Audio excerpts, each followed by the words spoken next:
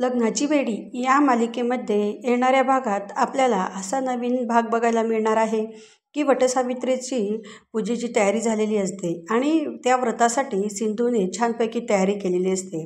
तिला बघून राघव हा थक्क होतो. तो म्हणतो की मला माहिती आहे की तू माझीच सिंधू आहे आणि तू हे सर्व काही माझ्यासाठी करत आहे, पण तू मला दाखवत नाही. त्यानंतर कृष्णा म्हणते की चल लवकर, आता आई वाट बघत असेल ना. तेव्हा तो म्हणतो की तू खूप छान दिसत आहे. तेव्हा नंतर ती म्हणते की मला ना माझी साडी चेंज करू दे, मी दुसरी साडी नेसते, मला यात खूप त्रास होत आहे. तेव्हा तो म्हणतो की नको, आईसाठी हे राहू दे. आणि या दोघांचं बोलणं मधू हे सारं ऐकत असते. त्यानंतर सिंधू ही जोरात ओरडते की ह्या माझ्या साडीला असं काय होत आहे. त्यावेळेस ती तिच्या साडीकडे बघू लागते आणि राघवला म्हणते की बघ ना लंबू, हे माझ्या साडीला असं काय होत आहे आणि ती पांढरी पांढरी का होत जात आहे. त्यानंतर मधूही स्वतःशी म्हणते की माझा उपवास तू मोडला ना, तर मी व्रत करत नाही तर मी तुला पण पूजेची करू देणार नाही. त्यानंतर राघव हा खूप मोठ्या टेन्शनमध्ये आलेला असतो. आता काय करावं त्याला समजत नाही. आणि मधूला तर ह्या गोष्टीचा आनंद झालेला असतो, कारण आता सिंधू ही पूजेसाठी जाणार नाही आणि व्रत ती पूर्ण करणार नाही. त्यानंतर थोडी करत ती साडी पूर्ण पांढरी होते आणि पांढरी साडी बघून कृष्णा मात्र मोठ्या टेन्शनमध्ये आलेली असते. ती म्हणते लंबू, मी या साडीत कशी येऊ आणि तुझ्या घरचे लोक सगळे म्हणतील हा अपशकुन आहे, ते या गोष्टीला मान्य होणार नाही. त्यानंतर राघवसुद्धा खूप मोठ्या टेन्शनमध्ये येतो की आता साडी बदलून जायला पण वेळ नाही, काय करायचं. त्यानंतर कृष्णासुद्धा मोठ्या काळजीत असते. तेव्हा तो शांतपणे विचार करू लागतो.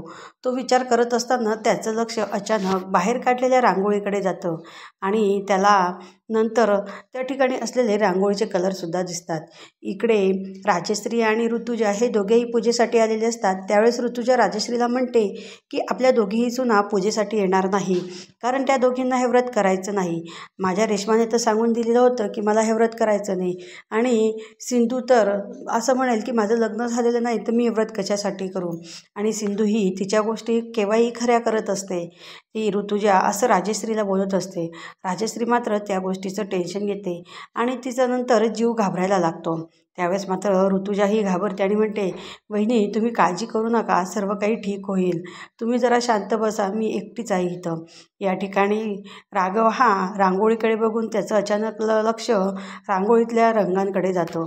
त्या कलरांजवळ तो जातो आणि त्याच्या मग नंतर थोडासा का होईना बरं वाटतं आणि तो सिंधूकडे बघू लागतो.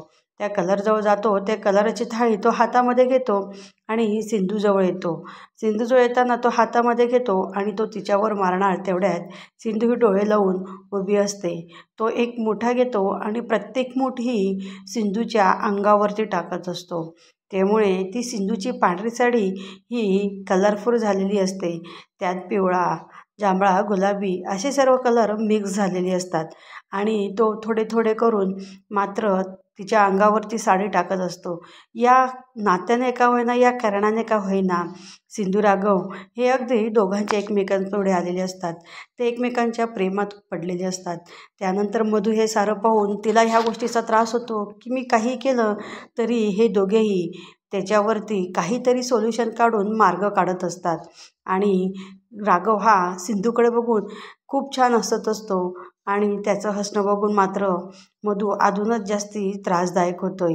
त्यानंतर सिंधू ही हळूहळू डोळे उघडते आणि राघवकडे बघते.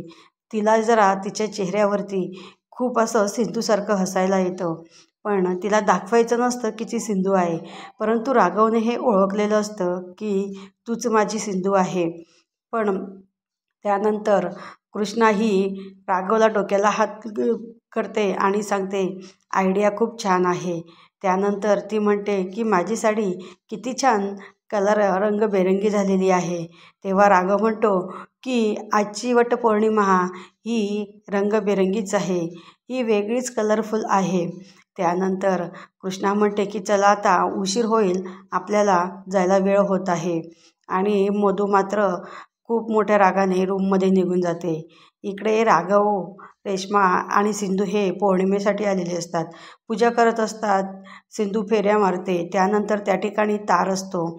तिला वाटते की राघवचा पाय पडेल म्हणून ती त्या ठिकाणी फुलं ठेवते आणि फुलं ठेवत असताना राघवने मात्र बघितलेलं असतं. राघव म्हणतो, तू कितीही कृष्ण होण्याचा प्रयत्न केला तर तू माझी सिंधू आहे आणि तू हर प्रकारे माझी काळजी घेशील हे मला माहिती आहे. त्यानंतर इकडे मधू ही रूममध्ये म्हणते की कृष्णा, तू हे व्रत केलं, पूजा केली, पण मी तुला राघवला तुझा होऊ देणार नाही. असेच भाग पाहण्यासाठी आमचे चॅनल लाईक करा, शेअर करा आणि सबस्क्राईब करा.